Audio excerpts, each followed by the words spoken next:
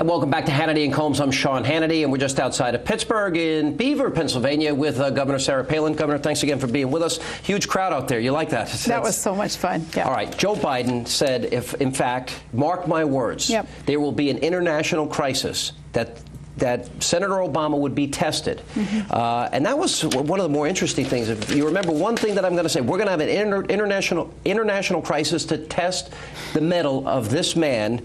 And by the way, we're going to need your help, because it's not going to be apparent initially that he made the right decision. What do you think of that?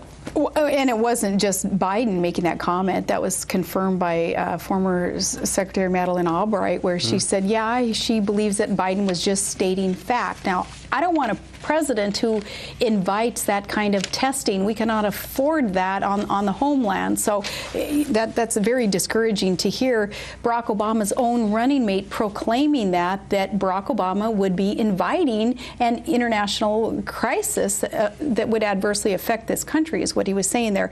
What that statement did was confirm what Barack Obama had been referred to by Joe Biden throughout the primaries and in their debates. Remember that he was untested. He wasn't ready for the presidency. Joe Biden had said he would be honored to run with John McCain as his running mate on his ticket, and that way the country would be better off. He also said that the presidency doesn't lend itself to on-the-job training. Biden said about Obama. He said talking points doesn't get you there on foreign policy.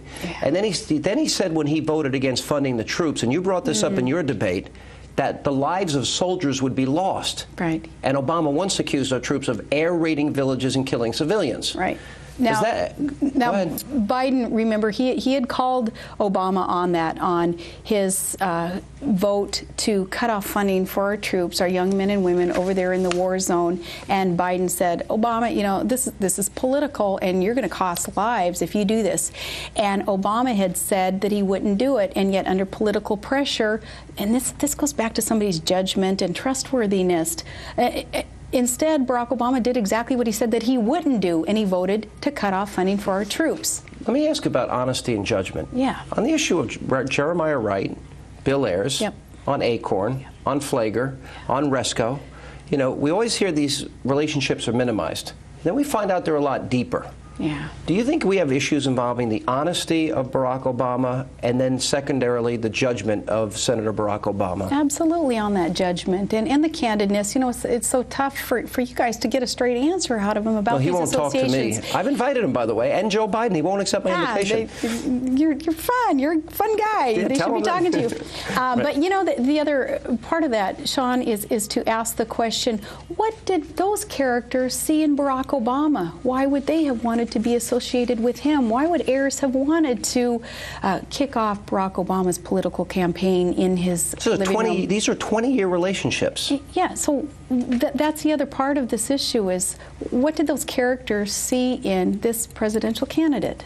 And any time you bring it up, it's, well, I was 8 years old, but you were 30 and 40. When you were meeting with him, blurbing his book, sitting on boards and giving speeches with him. Now, this is an issue I've brought up many times, including the black value system in Jeremiah Wright. And nobody else in the media seems to care about it as much as I do.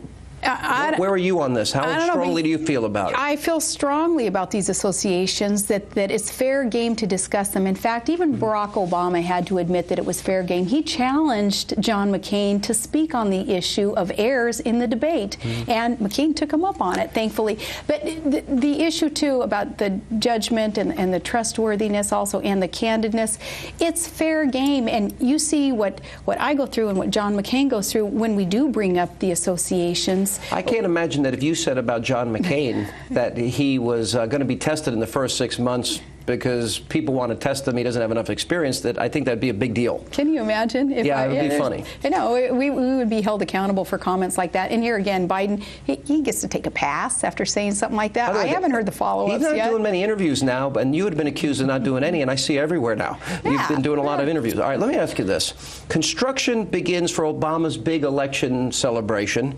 Made a $2 million price tag for an election night Obama Fest. Obama's talking about his transition plans, his post-election win.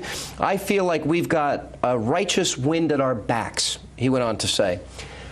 It seems to me that there's a little overconfidence, that they're coasting, they're in a prevent defense mode, Do you think they're just making an assumption that they've won this election, and do you think there's a danger to that? You know, and I think he's out there already measuring the drapes and working with Nancy Pelosi and Reid also to start talking about calling everybody back in right after the election and doing whatever they want to do to this country, to raise taxes, to wave that white flag of surrender in our wars. Yeah, I think that's some overconfidence. And for John McCain, for me, for those who support this reform ticket, this team of mavericks, that's okay with us that they are overconfident, because I have been, and I know John McCain have been, in the underdog position before, not taking anybody or anything for granted. That's a healthy place to be. It makes us work that much harder, makes us get out there with our message very, very clear about where we intend to take this country to get the economy back on track. A pro-growth, pro-private sector agenda that is needed in this country.